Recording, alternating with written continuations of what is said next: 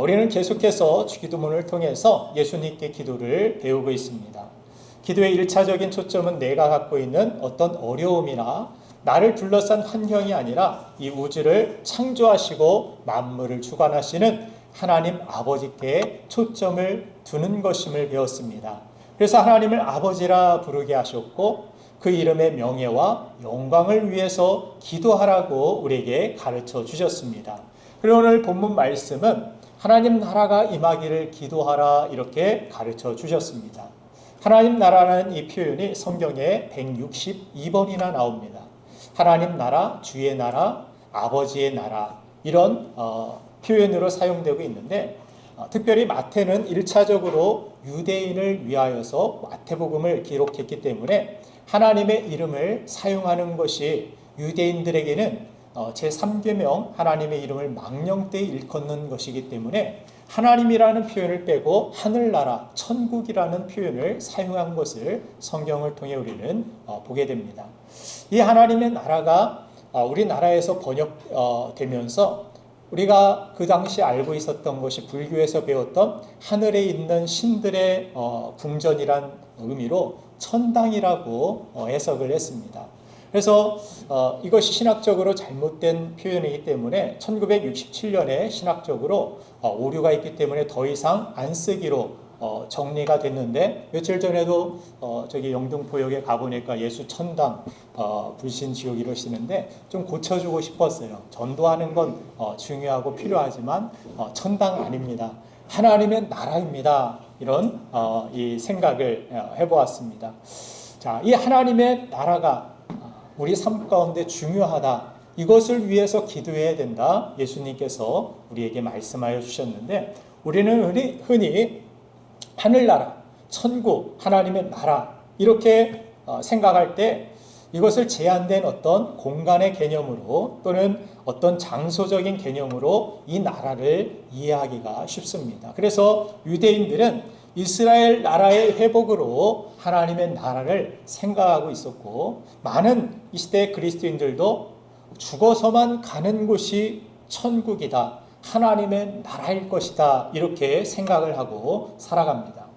우리는 분명 우리 영혼이 육체를 떠날 때 우리가 거하는 영광스러운 천국이 우리가 가야 할 본향임을 믿습니다. 그러나 이 천국은 미래적인 이러한 개념만 갖고 있는 것이 아니라 현재의 개념도 포함되어 있습니다. 또한 장소적인 것만이 아니라 우리 심령 가운데 임하는 것이 하나님의 나라라고 예수님은 우리에게 가르쳐 주셨습니다.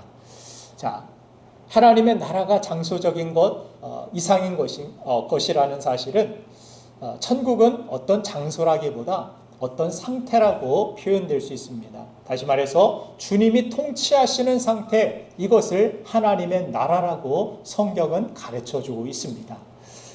그저 우리가 하나님 나라를 하나님의 통치, 그 가운데 하나님이 통치하실 때 가장 완벽하고 가장 복되고 가장 영광스러운 상태라는 사실을 우리가 알지 못하고 그저 천국에 가서 많이 먹고 편하게 먹고 그냥 즐기면서 살자 이런 생각을 하면 어떻게 보면 천국 가면 후회하는 실망하는 사람들도 많이 있을 것이라고 저는 생각합니다.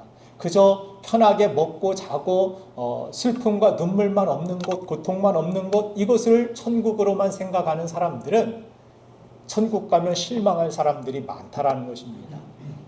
하나님이 통치하실 때 하나님이 다스리실 때 참된 평안이 임하고 참된 기쁨이 있고 참된 영광이 있고 먹지 않아도 마시지 않아도 하나님이 다스리시고 그 든든하신 나를 사랑하신 하나님 앞에 서 있게 될 때 무엇보다도 정말 영광스러운 그 상태 이것이 우리의 천국이라는 사실을 우리는 또한 생각해 봐야 하는 것입니다.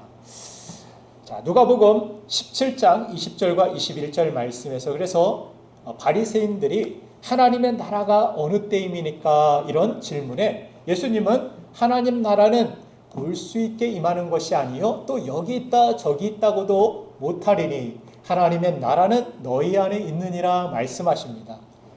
하나님의 나라는 장소적인 것이 아니라 그 이상의 것임을 예수님께서는 가르쳐 주신 것입니다. 그래서 주님이 말씀하신 이 하나님 나라는 정치적인 어떤 나라나 또 정치적인 유토피아 또는 영토라는 어떤 개념이 아니라 예수님 계신 곳에 있다고 말씀하여 주신 것입니다. 또 마가복음 1장 15절 말씀을 보면 예수님께서 십자가 사역을 시작하실 때 첫 번째 선포하신 말씀이 나오는데 같이 읽겠습니다. 시작.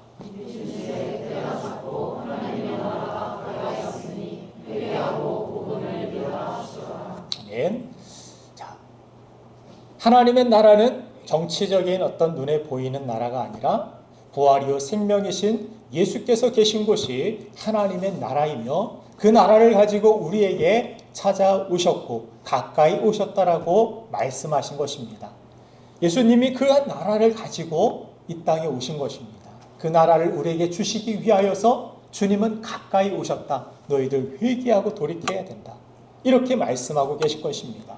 여러분들, 예수께서 이 땅에서 행하신 모든 기적과 십자가에서 죽으신 이유는 하나님의 나라가 이 땅에 가까이 왔음을 보여주시는 기적들이었고, 우리를 하나님의 백성 삼으시려고 주님은 십자가에서 우리 죄를 대신해서 죽으신 것입니다. 그저 조금 기적 보여주려고, 그저 신비로운 일들을 우리에게 보여주시기 위하여 예수님이 이 땅에 오시고 또 십자가에 죽으신 것이 아닙니다. 하나님의 나라를 주시기 위하여서 우리에게 오셨다라는 것입니다. 그러나 많은 성도들이 이 땅을 살아가면서 또 신앙생활을 하면서 하나님 앞에 구할 때 그저 조그만 어떤 기적들, 조그만 어떤 응답들, 조그만 소원들, 이것만을 구하기 위하여서 주님 앞에 나오게 될 때가 많이 있다라는 사실입니다. 주님께서는 우리에게 주기도문을 가르쳐 주시면서 너희는 너희의 구할 것들이 많이 있지만 후반절에는 이제 다음에는 우리의 일용할 양식을 위해 또 하나님께서 우리를 보호하시고 또 지키시고 인도하시는 그거 우리의 현실의 삶에 필요한 것들을 위해서도 주님은 구하라고 말씀하여 주셨지만 먼저 너희들이 정말 소중하게 여기게 될 것이 있다. 너희들은 단순히 일용할 양식만을 구하지 말고 하나님의 나라를 위한 기도가 필요하다라고 가르쳐 주신 것입니다. 자, 하나님께서 독생자를 내어주시기까지 우리에게 그토록 주시고자 하셨던 것은 바로 이 하나님의 나라였기 때문입니다. 그리고 하나님께서 수많은 교회를 이 땅에 세워주신 이유는 이 하나님의 나라를 확장해 가라고, 그 나라를 위한 삶을 살라라고 이 교회를 세워주신 것입니다. 그런데 우리는 하나님의 나라를 이해하지 못하고 또 그 나라의 소중함을 알지 못한 채 그 나라를 위하지 못한다라면 이 땅의 교회와 성도는 다 헛일하는 것이 되고 말 것입니다. 그 나라를 주시려고 또 그 나라를 누리라고 주님께서 십자가에서 죽으실 정도로 하나님의 나라가 우리에게 중요함을 알아야 합니다. 이 나라가 내 안에 또 내 삶에 임하는 것이 얼마나 중요한지를 우리가 모르기 때문에 우리가 그것을 위하여 기도하지 않고 또 소망하지 않고 살아가기 때문에 주님은 그 나라를 위해서 기도하라고 가르쳐 주십니다. 여러분, 사단도 자기만의 나라를 갖고 싶어 하는 것을 아십니까? 하나님의 나라, 그 나라에 소속되어 있는 것이 아니라 자기가 다스리는 나라를 위하여서 하나님을 등지고 나온 이 사탄은 자기만의 나라를 이 땅에 세우길 원하고 자기만의 나라의 세력을, 영향력을 넓히기 위하여 지금도 애쓰고 있다는 사실입니다. 요한계시록 2장 13절 말씀을 보면 내가 어디 사는 것을 내가 아노니 거기는 사단의 위가 있는 데라 이렇게 말씀하고 있습니다. 사단의 위라는 것은 사단의 나라를 의미하는 것입니다. 너희가 사단의 권세, 사단의 영향력 안에 살아가고 있다. 그러나 너희들이 흔들림 없기를 원한다. 그 가운데 사단의 영향력 가운데 너희들이 때로는 유혹으로, 때로는 고통으로, 때로는 도전으로 너에게 다가올 것이다. 그러나 끝까지 너희는 믿음으로 하나님의 나라를 위하여서 또 그분의 나라가 이 땅에 완전히 임하게 되는, 이루어지는 그때를 바라보며 죄악이 다 소멸되고 악한 모든 세력들이, 사단의 권세들이 지옥 불못에 떨어지는 그날까지 너희는 믿음의 싸움을 싸워야 된다. 끝까지 믿음의 남은 자가 되어라. 요한계시록에서는 우리에게 이것을 말해주고 있는 것입니다. 사단의 위가 있다. 사단이 지금 이 나라, 이 세계 가운데 역사하고 있다. 복음이 부인되며 하나님의 말씀이 없고 또 주님을 사랑하는 사람이 없는 그 세계 속에서 사탄은 그의 맹렬한 어둠을 떨치며 그 장소를 주관하고 그 사람의 인생이나 가정이나 교회와 민족 가운데 죄의 저주를 가져오고 하나님의 진노의 대상이 돼버리게 만드는 것입니다. 그래서 예수님께서는 주기도문을 통해서 우리가 구해야 할 나라는 하나님께 속하여 있는 나라다. 하나님이 다스리시는 나라다. 이것을 우리에게 강조하고 있습니다. 오늘 우리가 본문 함께 읽은 마태복음 6장 10절을 다시 보면 우리말 성경에는 나라가 임하옵시며 이렇게 번역되고 있습니다. 나라가 임하시오며. 자, NIV 영어 성경을 보면은 본래는 당신의 나라가 임하옵시며 이렇게 써 있습니다. 사단의 나라나 이 세상의 나라가 아닌 분명한 대상이 있다는 것입니다. 하나님의 나라, 당신의 나라, 그 나라가 우리에게 임하기를, 또 하나님께 그 나라가 속해 있음을 강조해 주는 것입니다. 저는 예배하는 여러분들 또한 여러분들 가정이 또 이 교회와 이 나라가 하나님의 나라가 임하게 되기를 주님의 이름으로 축원합니다. 하나님의 나라가 임하면 사단의 결박이 끊어집니다. 어둠이 물러갑니다. 하나님의 영광의 빛이 가득하고 형통하게 되는 것입니다. 요셉이 그런 인생을 살지 않았습니까? 버려지는 것 같고 죄악 가운데 죄의 유혹을 떨쳤더니 오히려 더 상황이 악화되는 것 같지만 그 가운데 하나님이 함께 하시자 감옥 안에 있든 어느 곳에 있든 이집트에 모르는 그 나라에 잡혀갔든 팔려갔든 어떤 곳에 있든지 하나님의 나라가 있는 그 삶 속에 형통함이 있다는 사실을 성경은 우리에게 강조해 보여주고 있는 것입니다. 여러분들 하나님의 나라가 임하면 형통한 삶을 살게 되는 것입니다. 이처럼 하나님의 나라가 우리에게 중요한 것임을 우리가 알고 기도하라고 주님은 가르쳐 주셨습니다. 그런데 왜 우리가 이토록 소중한, 이토록 영광스러운 하나님의 나라를 구하지 않고 또 하나님 나라의 영광스러운 삶을 누리지 못하며 사는 것일까요? 그 이유를 하나님의 나라를 가지고 오신 예수님 곁에 있었던 제자들의 모습 속에서 우리는 잘 살펴볼 수 있습니다. 예수님의 제자들은 주님을 따를 때 단순히 로마 지배하에 있었던 이스라엘의 해방과 그 나라를 통치하심으로 이스라엘 위에 유토피아가 정말 이상적인 나라가 이루어지고 그 나라가 이루어질 때 주님의 우편과 좌편에 한 자리씩 차지하고자 하는 기대가 제자들에게 있었습니다. 그러나 결국 무기력하게 십자가에 달려 죽으시자 제자들은 실망했습니다. 가장 크게 실망한 사람이 가룟 유다였습니다. 그러자 예수님을 돈 주고 팔아버립니다.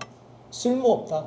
이 나라의 해방을 위하여, 이 나라의 회복을 위하여 내가 제자로 따라다녔는데 예수님은 이 나라를 세우지 않고 오히려 십자가에 달려 죽으셔야 된다라고 말씀하시니 예수님을 팔아버린 것입니다. 제자들은 다 실망해서 각자의 고향으로 돌아갔습니다. 그리고 예수님께서 다시 부활하셔서 제자들을 찾아오셨는데 부활하심을 확인하고 그들은 다시 세상 나라를 향한 기대를 가지고 주님께 이렇게 질문하는 장면이 사도행전 1장 6절 말씀에 나옵니다. 같이 한번 읽겠습니다. 시작. 그들이 모였을 때 예수께 여쭈었는데 주께서 이스라엘 나라를 회복하시니 이들이니까 하니. 아멘. 예수님이 부활하시자 부활의 생명의 능력이 그들 안에 부활한 것이 아니라 다시 세상 나라에 대한 어떤 갈망과 기대가 부활하여 예수님께 또다시 실망 어린 질문을 합니다. 이스라엘 나라를 회복시키기 위하여 예수님 부활하셨죠? 이렇게 질문하고 있는 것입니다. 부활하신 예수님 살아나셔서 이 강력한 능력을 세상 사람들에게 보여주면서 이 나라를 회복시켜 주실 거죠? 이 나라 회복돼야 됩니다.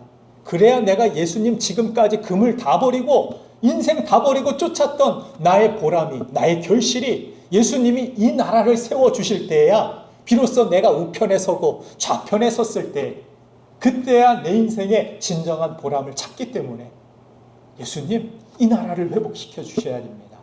이 나라를 회복시켜 주심이 이때죠? 그러나 그때와 시는 너희가 알 바 아니라 예수님께서 말씀하십니다. 오직 너희는 그 나라와 그의 의를 위하여 그런 삶을 살라라고, 오직 주님의 증인된 삶을 살라라고 주님은 말씀하십니다. 그들의 삶에 있어서 계속된 관심과 계속된 포인트는 나의 나라였습니다. 세상 나라였습니다. 부활하신 주님을 만나고 나서도 그들의 관심사와 가치관은 세상 나라에 있었던 것입니다. 예수님은 이미 설교 중에서도 하나님 나라를 사는 백성들의 삶의 방식에 대하여서 마태복음 5장부터 7장까지 계속해서 말씀해 주셨습니다. 그 중에 가장 중요한 포인트인 우리 신부침례교회 성도면은 다 암송하고 있을 마태복음 6장 6절 같이 해볼까요? 너희는 먼저 그의 나라와 그의 의를 구하라. 그리하면 이 모든 것을 너에게 더하시리라. 예, 잘하셨어요. 속으로 암송하고 계셨죠? 너희는 먼저 그의 나라와 그의 의를 구하라. 토시 몇 개는 틀려도 돼요. 가장 중요한 거, 나의 우선순위가 무엇인지, 내가 무엇을 위하여서 초점을 맞춰야 될 것인지, 그의 나라, 그의 의를 구해라. 그리하면 이 모든 것 너에게 더하시겠다는 약속. 하나님의 나라를 무엇보다 중요시 여기라는 것입니다. 내 나라보다 더 귀한 가치로 여기는 이 가치관을 가지라는 것입니다. 그리하면 세상에 필요한 것도 더 풍성하게 하나님께서는 따라오게 만들어 주시겠다라고 약속해 주셨습니다.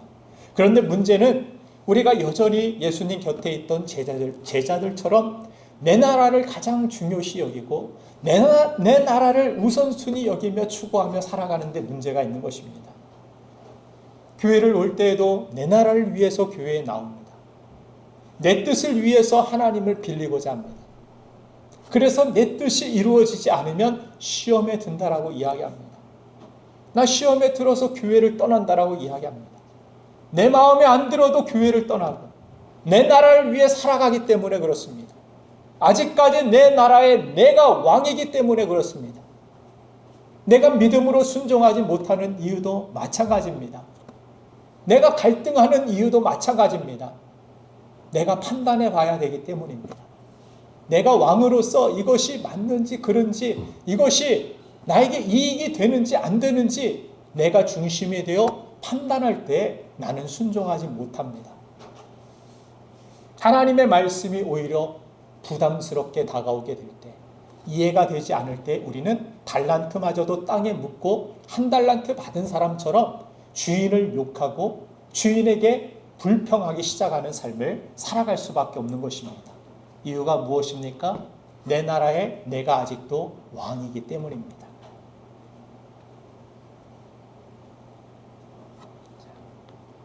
우리 삶과 우리 교회 위에 하나님의 나라가 이루어지려면 주님께서는 나를 쫓으려면 자기를 부인하고 제 십자가를 지고 나를 쫓으라고 말씀하십니다.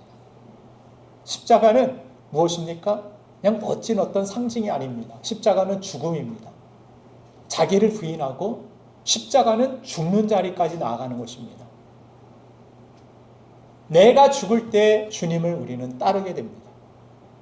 내가 죽을 때 내 나라를 포기하게 될 때 하나님의 나라가 임합니다. 하나님이 다스리시기 시작합니다. 왕이 바뀌어야 한다는 것입니다.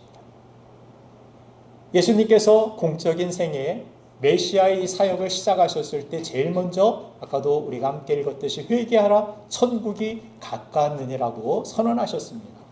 여러분들 회개가 무엇입니까? 잘못했습니다.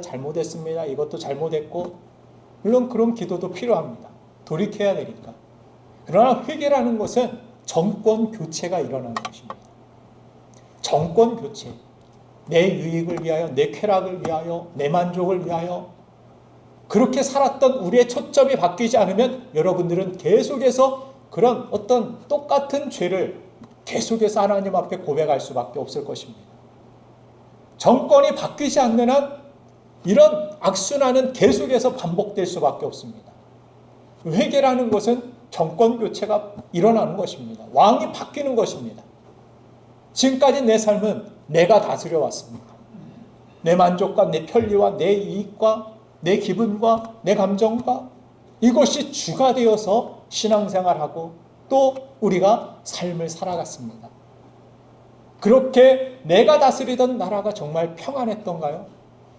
정말 기쁨과 감사가 넘쳤던가요? 정말 우리의 인생을 잘 살았다라고 여러분들 그렇게 만족하며 사셨습니까? 오히려 내가 다스리는 나는 밤낮 짜증이 나고 실망과 한숨과 허무함과 두려움과 불안 속에 빠져들지 않았습니까? 그러던 어느 날 내가 정권을 교체하기로 하나님 앞에 결심합니다. 하나님의 아들 예수 그리스도를 내 왕국의 왕으로 모시기로 결정한 것입니다. 이것이 곧 회개입니다. 내가 나를 지배하던 삶에서 내가 떠나는 것입니다. 내 왕자에서 내가 내려와서 면류관을 하나님 앞에 벗어드리고 하나님 앞에 무릎 꿇고 머리를 숙이며 하나님이 나를 왕이십니다. 그래서 요한계시록에서 24장로들이 그 천국에서 하나님 앞에 하는 일이 무엇입니까? 자기의 면류관을 하나님 앞에 벗어드리며 내가 왕이 아님을 무릎 꿇고 고백하는 그들의 모습을 성경은 기록하고 있습니다. 우리가 천국에 갈 때 마지막으로 종국적으로 하나님 나라에 들어가게 될 때 우리가 하나님 앞에 고백할 것이 무엇이 있습니까? 나 세상에 누구였는데요. 나 이만큼 알아주던 사람이었습니다. 나 왕 같은 그런 삶을 이 땅에서 살았던 사람입니다. 그러면 하나님께서 아이고 오셨습니까? 어서 오십시오. 굽신굽신하며 하나님께서 막 맞아주실까요? 그러면 그렇지 않죠. 내가 있었던 모든 면류관들을 하나님 앞에 내려놓고 하나님 앞에 무릎 꿇고 저는 죄인입니다. 부족한 사람입니다. 그러나 하나님 나를 사랑하시고 나에게 구원의 은혜를 베풀어 주심에 감사합니다. 하나님 앞에 경배하는 사람들, 하나님 앞에 엎드리는 사람들을 하나님께서 맞아주시리라 저는 확신합니다. 그래서 내가 힘주고 내 나라의 왕으로 나는 하나님 나라에 들어갈 수 없고 하나님 나라가 우리 안에 들어올 수도 없다라는 사실을 오늘 성경을 통해 우리는 배워야 하는 것입니다. 그래서 부조리하고 연약하고 불합리와 죄로 가득한 내 자아가 나를 다스리는 삶을 포기하고 십자가 앞에 나와서 예수님을 내 생의 주인으로 그렇게 삼으며 주님의 지배를 받는 사람에게 찾아오는 것, 그것이 영광스러운 하나님 나라인 것입니다. 그런데 내 나라를 포기하고 하나님의 나라를 우선순위 하려면 하나님의 사랑에 대한 확신이 있어야만 합니다. 하나님이 다스려 주실 때 가장 복되다라는 신뢰가 있어야 합니다. 이 신뢰가 없으면 우리의 인생을 어떻게 맡기겠습니까? 우리가 어린이집이나 뭐 유치원에만 보내려고 할 때에도 학교에만 보내려 할 때에도 잘 알아보고 보냅니다. 우리가 소중하게 여기는 돈을 은행에 맡기려 할 때에도 어디에 투자를 할 때에도 잘 알아보고 맡기지 않습니까? 그런데 우리의 인생 전체를 맡기고 우리의 영혼을 맡기고 우리의 미래를 맡기고 모든 것을 맡길 때 신뢰가 없다라면 확신이 없다라면 우리가 어찌 맡기겠습니까? 맡기려고 했다가도 이거 불안해. 내가 왕이 되어서 내가 책임지는 게 낫겠어. 내가 움직이는 게 낫고 기도하고 맡기고 그렇게 사는 것보다 내가 벌어서 내 힘을 가지고 내 나라를 세우는 것이 오히려 빠르고 더 정확하고 분명하지 않겠는가? 그것이 안전하지 않겠는가? 우리는 이런 불안감을 속에서 하나님을 신뢰하지 못하는 그런 삶을 살아갈 수밖에 없는 것입니다. 그래서는 하나님의 나라가 임하지 않습니다. 하나님의 뜻이 그곳에 이루어지지 않습니다. 백성이 왕을 신뢰하고 살아가는 것, 그것이 그의 나라가 되기 때문입니다. 여러분들 내 목숨, 내 미래, 내 삶 전체를 맡길 만한 신뢰는 무엇보다 사랑의 확신이 중요한데 만일 남편이 아내의 어떤 사랑에 대하여서 의심하면 아침에 밥을 차려줬을 때 어떤 생각이 들까요? 의심이 가득하면 이 밥에 독을 타지는 않았을까? 이 국에 독이 있지는 않을까? 내가 오늘 밤 잠들었을 때 나를 어떻게 해치지는 않을까? 한 숟가락도 밥을 뜨지 않으려 할 것입니다. 잠도 잘 못 자고 불안감에 초조함에 세상을 살아갈 것입니다. 늘 집에서 사는 것이 두려움과 불안의 연속일 것입니다. 남편 생각해서 여보 보험 들었어 오늘 당신 위해서 이걸 기쁘게 생각하지 않을 것입니다. 뭔가 위기의식을 느끼게 될 것이고 두려움에 밤잠 못 이룰 것입니다. 이처럼 세상 나라로 가득한 우리의 마음과 생각은 세상 속에서 두려움과 염려들이 활발하게 작동합니다. 우리 마음의 주인이 죽음과 또 먹고 사는 세상의 문제들, 또 진로, 이런 문제와 같은 것들이 우리 삶 속의 주인이 되어서 우리를 끌어갈 때 우리 안에 진정한 평안이 없습니다. 이것을 맡겨드리지 못할 때, 하나님의 나라가 이루어지지 못할 때 우리는 계속해서 신앙생활 하면서도 염려하고 또 근심하고 무엇을 먹을까 마실까 입을까 항상 이방인이 구하는 이런 삶만을 우리는 살아갈 수밖에 없습니다.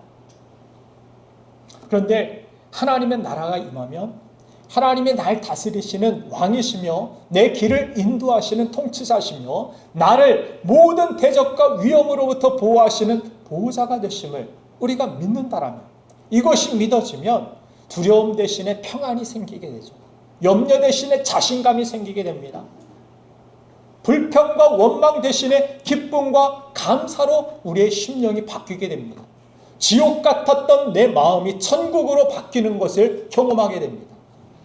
그런데 이 믿음은 우리가 믿습니다, 믿습니다 해서 갖는 것이 아닙니다.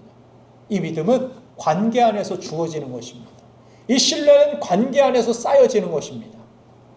자녀들이 부모의 사랑의 어떤 관계 속에서 신뢰를 쌓아가지 않습니까?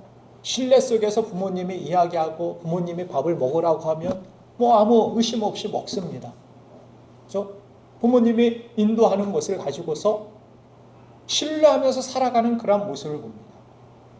하나님이 우리를 향한 어떤 의도, 나를 대하시는 태도, 그분의 성품이 어떠한지를 성경을 통해 우리는 배워야 하고, 아는 만큼 우리는 자유로워지고, 또 그분이 나를 위해 어떤 일을 하셨는지 우리가 깨닫게 되고, 또 어떤 일을 우리를 위해 하실 수 있는 분인지 알아가면서 우리는 어떻게 됩니까? 신뢰가 쌓여져 가는 것입니다. 고난 가운데 어려움 속에서 여러분들 왜 기도하지 않습니까?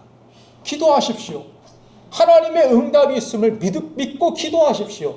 하나님의 도우심과 인도하심을 믿고 세상의 어떤 것보다 하나님 앞에 가장 먼저 엎드려서 하나님 앞에 기도하고 간구할 때 놀라운 하나님의 응답을 경험하십시오. 저도 하나님 앞에 의심이 많았던 사람입니다.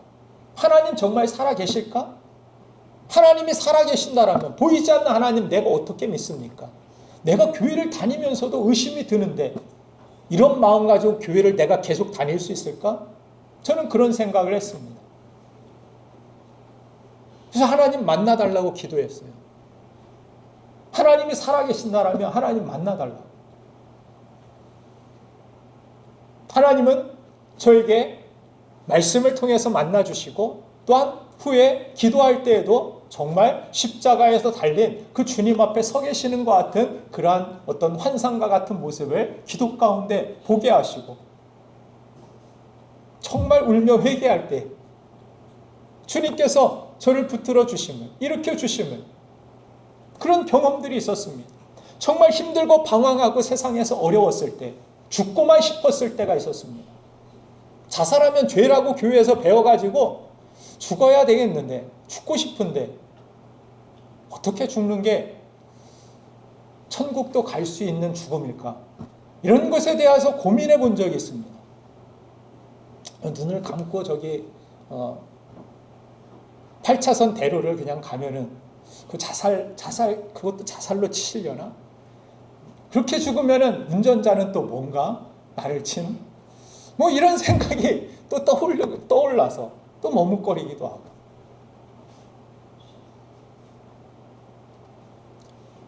하나님의 그 사랑에 대한 확신이 없으니까 교회를 다니면서도 공허합니다. 교회 다니면서도 공허한 분들 제가 그 마음 잘 알아요. 하나님의 사랑을 만나기를 정말 기도합니다. 사랑을 만나게 되기를 축복합니다. 하나님이 나를 이렇게 사랑하시면 내가 왜 그런 선택을 하려고 했지? 내가 왜 그렇게 헛되이 살려고 했지? 하나님의 사랑을 만나게 되면, 하나님의 사랑을 의지하게 되면 그 안에서 별로 가진 것 없어도 자족하게 됩니다. 만족하고 감사하게 됩니다. 하나님 한 분으로 인하여 기뻐할 수 있게 됩니다. 그 하나님의 나라 안에서 찬송하고 감사하며 하나님의 뜻을 가지고 순종하는 것이 기쁨이 됩니다. 그 전에는 사랑에 대한 확신이 없으니까 갈등입니다. 왜 내가 이런 일을 해야 돼? 내가 꼭 이런 일을 나 혼자 왜 해야 돼? 그러나 하나님의 사랑에 대한 확신이 있으니까 순종의 기쁨이 됩니다.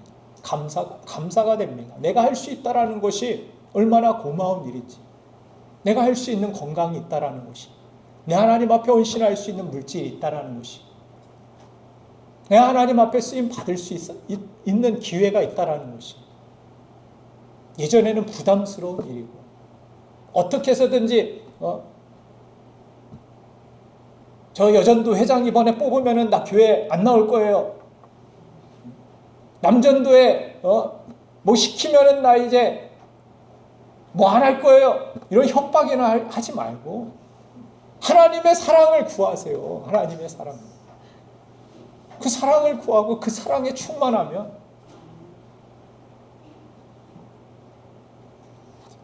기쁨과 감사함으로 우리의 삶이 변화된다라는 것입니다. 지옥 같았던 내 마음이 천국으로 변화되는 것입니다. 그래서 그런 경험들 가운데 하나님을 더욱 신뢰하게 되는 거예요. 하나님을 더 그 사랑을 알아가는 것입니다. 성경에 써있던 그 글자들이 살아있는 운동력 있는 하나님의 말씀으로 내 심령 골수 폐부를 쪼개고도 남음이 있는 하나님의 감동으로 하나님의 은혜로 다가오기 시작합니다. 이때부터 내 속사람이 변화되기 시작합니다. 겉으로 신앙생활 흉내냈던 삶이 내 내면이 변화되니까 뭐 흉내낼 필요가 없습니다.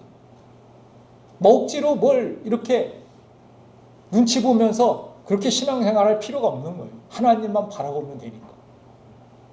복잡하지도 않습니다. 얼마나 심플한 신앙생활, 그것이 진정한 감사와 기쁨이 충만한 신앙생활이 될 줄로 믿습니다. 요한일서 4장 18절 말씀에 보면은 성경은 사랑이 두려움을 내어 쫓는다라고 말씀하고 있습니다. 그래서 두려워하는 자는 사랑 안에서 온전히 이루지 못하였느니라. 하나님을 온전히 사랑하고 신뢰하게 되면 내 마음에 하나님의 나라가 임하여서 두려움이 아니라 하나님의 통치하심 속에 평안이 있습니다. 걱정과 염려가 아니라 찬송과 감사가 나오기 시작합니다. 여러분들 이런 삶을 살고 싶지 않습니까?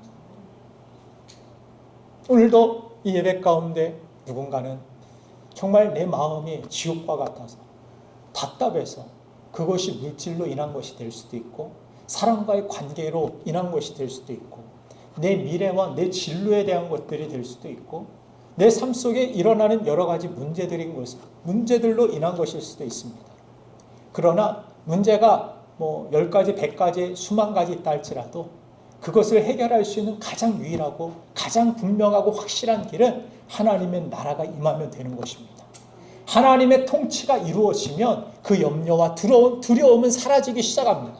어떤 상황 속에서도 형통한 인생을 살 수 있습니다. 이 하나님의 나라는 놀라운 축복입니다. 이것을 주시기 위하여 십자가의 주님은 달리신 것입니다. 여러분들 하나님의 나라를 소유하십시오. 하나님의 나라가 임하기를 기도하라고 주님은 가르쳐 주셨습니다. 이 나라가 얼마나 영광스럽고 얼마나 복된 것인지를 여러분들 기억하고 사시길 바랍니다. 그래서 천국이 여기 있다 저기 있다가 아니라 너희 마음에 있다라고 너희 안에 있다라고 주님은 우리에게 말씀하여 주신 것입니다. 그래서 염려와 문제는 더 많이 내가 준비하고 세상 것을 더 쌓아놓으면 더 열심히 추구하면 해결되는 문제들이 아닙니다. 예수님은 의식주로 그러한 염려로 가득한 우리에게 그 모든 것을 해결할 수 있는 우선순위가, 그 시작점이 하나님과의 관계 속에서 너희는 먼저 그의 나라와 그의 의를 구할 때 이 모든 것이 더하여 주시는 형통한 삶을 살 수 있다라고 약속해 주셨습니다. 사랑하는 여러분들, 하나님 나라를 품고 사십시오. 그 나라를 위하여서 또 그 나라를 전하며 선포하며 사십시오.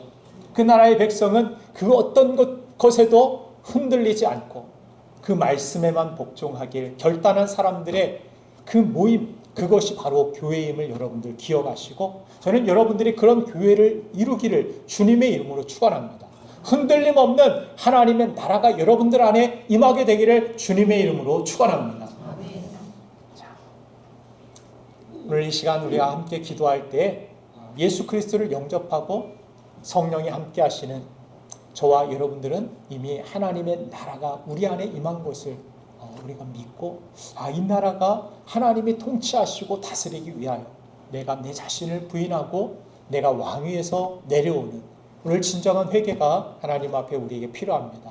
이 시간 결단하고 우리 잠시 기도하는 시간을 갖도록 하겠습니다.